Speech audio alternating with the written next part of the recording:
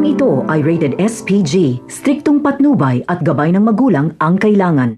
Dahil napuruhan si Ramon sa pasabog ni Olga ay akala niya ay patay na ito. Pero buhay pa pala si Ramon na nakahandusay. Sa paglapit ni Olga ay masaya niyang sinabi na sa wakas daw ay napatay niya na si Ramon. Pero buhay pa si Ramon at nakikinig lang. Bagamat mahina ang katawan ay magagawa niya pang magpaputok.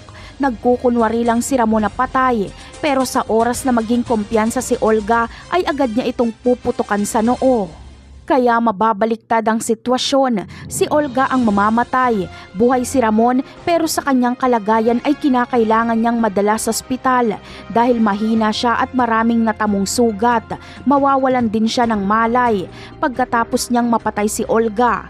Habang si David naman ay buhay pa rin. Hindi pa rin siya mabibisto.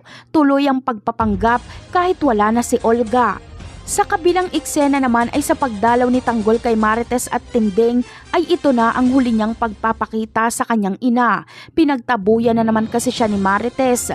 Magpo-focus na lang si Tanggol sa pagtulong sa mga taga-Quiapo dahil sila tuloy ang nakakakita sa kabutihan ni Tanggol. Samantalang ang sarili niyang ina ay kahit ano ang gawin niya ay napakasama ng tingin sa kanya. Kinagabihan ay si Santino naman ay malalagay sa panganib. Sa paglusob kasi nila Edwin kay Tanggol ay si Santino ang haharap kila Edwin, makatakas lang si Tanggol. Kaya si Santino ang sasalo sa matinding galit nila Edwin. Siya ang bubugbugin hanggang mawala ng malay. Kulang na lang ay patayin siya nila Edwin. Kahit galit si Santino kay Tanggol ay kaya niyang isakripisyo ang kanyang buhay para makaligtas lang si Tanggol.